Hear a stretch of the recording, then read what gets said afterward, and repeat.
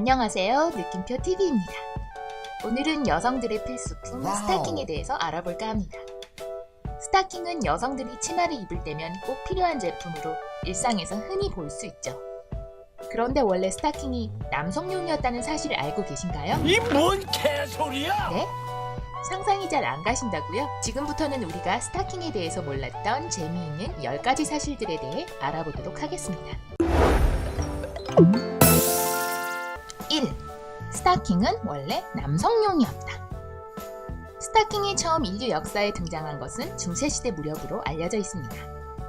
스타킹은 당시 남성들이 다리를 보호하기 위해서 착용했던 것으로 딱딱한 갑옷으로 다리에 상처가 나는 것을 막기 위한 용도로 착용했다고 해요. 그리고 유럽의 왕과 귀족 남성들이 이 스타킹을 특히 즐겨 신었는데, 스타킹은 비싼 비단으로 만들어진 굉장한 고가품이었기 때문에 자신들의 부와 지위를 과시하기 위한 용도로 많이 신었다고 하네요. 그리고 당시 스타킹은 신축성이 없었기 때문에 스타킹을 고정하기 위한 용도로 남성들은 가터벨트를 함께 착용했다고 합니다. 지금은 여성의 섹시 란제리 중 하나인 가터벨트를 남성들이 착용하고 있는 모습을 상상해보니 무척 재밌네요. 2. 스타킹을 신은 최초의 여성은 영국의 엘리자베스 여왕이다. 당시 남성들의 전유물이던 스타킹을 최초로 착용한 여성은 영국의 엘리자베스 1세 여왕입니다. 엘리자베스 여왕은 실크 스타킹의 부드러운 감촉을 매우 좋아해서 1560년에 처음 착용한 이후 평생 동안 스타킹을 즐겨 신었다고 합니다. 3. 2차 세계대전 동안 여성들은 스타킹을 신을 수 없었다. 시간이 흐르면서 남성들은 스타킹 대신 긴 바지와 양말을 신게 되었고, 스타킹은 점차 여성을 위한 필수품이 되어갔습니다. 실크와 레이온 소재의 스타킹이 대부분을 차지하다가 1940년대 미국 듀퐁사에서 개발한 나일론 소재의 스타킹이 출시되면서 선풍적인 인기를 끌었습니다. 그러나 곧 여성들은 나일론 스타킹을 뺏기게 되고 말았는데요. 2차 세계대전으로 인해 전쟁에 필요한 낙하산, 밧줄 등의 소재로 나일론이 몽땅 쓰이게 되었기 때문입니다. 당시 여성들은 공여지책으로 스타킹 색깔의 물감을 다리 전체에 바르고 뒤에는 봉제선을 그려서 마치 진짜 스타킹을 신은 것처럼 꾸몄다고 합니다. 4. 스타킹 때문에 폭동이 일어난 적이 있다. 전쟁 후 듀퐁사에서 나일론 스타킹을 다시 판매하기 시작했지만 그동안 스타킹에 굶주렸던 여성들의 수요를 따라가기에는 역부족이었습니다. 스타킹을 사기 위해 여성들은 상점 밖에까지 길게 줄을 섰지만 장시간 줄을 서서 기다렸음에도 불구하고 스타킹을 사지 못하자 화가 난 여성들은 급기야 폭동을 일으켰다고 하네요. 스타킹을 사지 못한 여성들의 분노가 일으킨 폭동. 스타킹이 없어 그동안 다리에 색칠까지 해가며 버티다가 한달음에 달려왔는데 사지를 못했다니 그 분노가 어땠을지 한편으론 이해가 가네요. 5. 스타킹 판매와 관련된 놀라운 기록들. 전쟁 기간 동안 스타킹이 생산되지 못하면서 그와 관련해서 놀라운 기록도 많이 생겼습니다. 1940년 5월 15일 여성들 수천 명이 스타킹을 사기 위해 상점에 몰렸고 4일 만에 무려 400만 켤레가 팔려나갔습니다. 듀퐁사에서는 이틀 동안 400만 달러어치의 나일론 스타킹을 팔아치운 적이 있으며 1941년에는 총 판매액이 2,500만 달러에 달했습니다. 당시 빵 한 덩이가 10센트이던 시절이었는데 스타킹은 한 켤레에 1.15달러였죠. 스타킹 한 켤레를 살 돈으로 빵 11덩이를 살 수 있었으니 스타킹은 꽤 고가품이었던 셈이죠. 전쟁이 끝나고 1945년 가을부터 1946년 봄까지 미국 전역에서 나일론 스타킹을 사기 위한 긴 줄이 상점마다 생겨났습니다. 피츠버그에서는 한때 14,000켤레의 스타킹 판매에 4만여 명의 여성들이 한꺼번에 몰려든 적도 있었다고 합니다. 1945년 메이시 백화점에서는 백화점 전체 물량인 나일론 스타킹 5만 켤레가 단 6시간 만에 매진되기도 했습니다. 6. 전 세계에서 한 해에 만들어지는 스타킹의 생산량은 2억 개. 치마를 입을 때 꼭 필요한 제품인 스타킹은 여성으로서는 사도 늘 모자란 품목 중 하나입니다. 게다가 얇아서 잘 찢어지기 때문에 오래 신기도 힘들고요. 그래서일까요? 전 세계에서 한 해에 만들어지는 스타킹의 생산량은 무려 2억 개라고 합니다. 안타까운 사실은 스타킹은 재활용을 할 수도 썩지도 분해되지도 않기 때문에 버려지는 스타킹들은 모조리 지구상의 쓰레기로 쌓이게 된다고 합니다.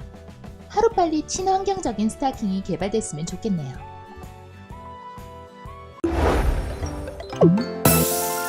7. 스타킹을 신으면 해파리에 쏘이지 않는다. 혹시나 해변에서 스타킹을 신은 어부를 보더라도 앞으로는 놀라지 마세요. 해파리는 날카로운 침을 가지고 있는데요.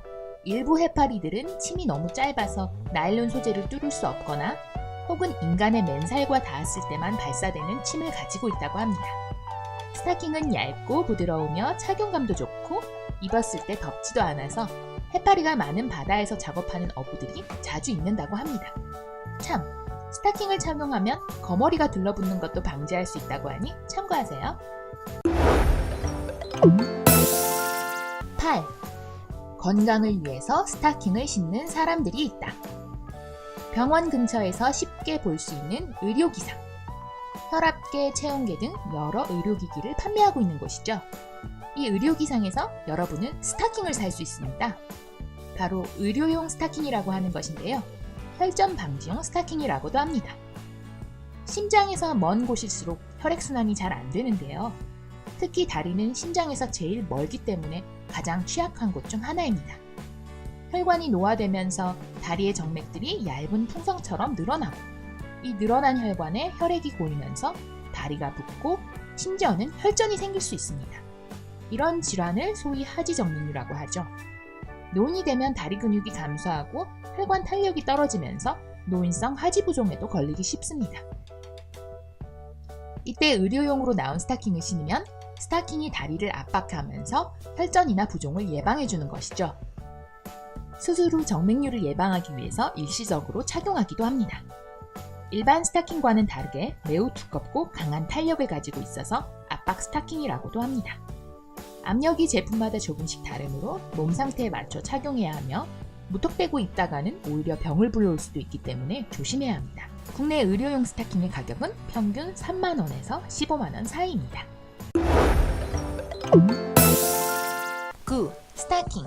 종류에 따라 분류해볼까요? 스타킹은 사실 종류가 매우 다양합니다. 다리와 하체를 감싸는 긴 양말류를 총칭해서 우리는 스타킹이라고 부르는데요. 서양에서는 스타킹이나 양말류를 통틀어서 호이절이라고 부르고 디자인이나 소재에 따라 구분해서 부릅니다. 앵클릿. 발목까지 오는 짧은 스타킹으로 흔히 발목 스타킹이라고 부르며 주로 여성들이 긴 정장 바지에 구두를 신을 때 즐겨 신습니다. 니한. 무릎까지 오는 길이의 스타킹으로 국내에서는 반 스타킹으로 부릅니다. 무릎 아래까지 오는 긴 치마를 입을 때 신습니다. 스타킹. 허벅지까지 오는 가장 일반적인 길이의 스타킹으로 보통 투명한 소재가 많습니다. 우리나라에서는 밴드 스타킹 혹은 판탈롱으로도 부릅니다. 예전에는 스타킹의 밴드 부분이 신축성이 없었기 때문에 흘러내리지 않도록 가터벨트와 함께 착용했는데요. 지금은 끝부분이 밴딩 처리가 되어 나오기 때문에 흘러내리지 않아서 가터벨트와 같이 착용할 필요가 없어졌습니다. 타이츠. 일반적인 스타킹보다 두껍고 불투명한 소재로 된 것을 타이츠라고 부릅니다. 팬티호즈. 허리부터 발끝까지 하체 전체를 커버하는 스타킹으로 흔히 팬티 스타킹이라고 부릅니다. 일반적으로 여성들이 스커트에 가장 즐겨 신는 형태입니다. 피시넷. 그물 모양의 스타킹으로 흔히 망사 스타킹이라고 부릅니다. 레깅스. 허리부터 발목까지 내려오는 달라붙는 불투명한 소재의 바지 형태로 바지 대신 단독으로 착용하기도 합니다. 또 스타킹은 두께로도 구분할 수 있는데요. 스타킹의 두께를 데니어라는 단위로 나타내며 데니어가 높을수록 두껍습니다. 10 데니어 이하의 스타킹은 초박형, 10에서 20 데니어 사이는 투명하며 25에서 35 데니어는 반투명 스타킹입니다. 40 데니어 이상부터는 불투명 스타킹으로 봄, 여름에는 35 데니어 이하의 투명도가 높고 얇은 스타킹을 주로 신으며 겨울에는 80 데니어 이상의 두꺼운 스타킹을 신습니다. 같은 색상, 디자인, 소재의 스타킹이라도 몇 데니어인가에 따라서 착용감과 느낌이 현저하게 달라지기 때문에 여성들은 흔히 계절별, 취향별로 본인이 선호하는 두께가 정해져 있는 편이 많아요. 그래서 스타킹을 선물한다는 것은 사실 생각보다 까다로운 일입니다. 10. 남성용 스타킹? 뿌리는 스타킹? 원래 남성용이었지만 현재는 여성용으로만 알고 있는 스타킹. 그러나 사실 남성용 스타킹도 엄연히 존재하고 있습니다. 많지는 않지만 소수의 남성들이 패션 아이템으로 활용하고 있습니다. 여성용 스타킹보다는 사이즈가 크고 길며 앞부분에 구멍을 내어놓은 디자인과 그렇지 않은 디자인 두 가지로 나뉩니다. 또한 겨울에는 보온용으로 네일 대신에 바지 속에 착용하기도 하는데요. 일반 내복보다 얇고 착용감이 좋으면서 보온 효과도 훌륭하며 스키니진 같은 달라붙는 하의 속에 입을 수도 있어 입는 분들이 꽤 있다고 합니다. 여자들은 특히 여름에 고민이 많은데요. 치마에 맨다리로 나가자니 왠지 꺼려지고 특히 직장 생활을 하시는 분들은 한여름에도 맨다리로 나가기가 망설여집니다. 그렇다고 스타킹을 신자니 날씨가 너무 덥고 혹은 다리에 멍이나 흉터 자국 때문에 맨다리가 부담스러우신 분들도 계시죠. 이런 분들을 위해서 뿌리는 스프레이형 스타킹이 있습니다. 스프레이 타입으로 뿌리면 얇게 베이지색의 액체가 다리에 분사되는데요. 다리색이 변하면서 마치 스타킹을 신은 것 같은 착시 효과를 줍니다. 여름에도 스타킹을 착용하셔야 되는 분들께는 아주 유용할 것 같네요. 지금까지 스타킹에 대한 재미있는 사실들을 알아봤습니다. 시청해주셔서 감사합니다. 재밌게 보셨다면 좋아요 버튼 꾹, 구독 버튼 꾹 눌러주세요. 다음에 또 만나요.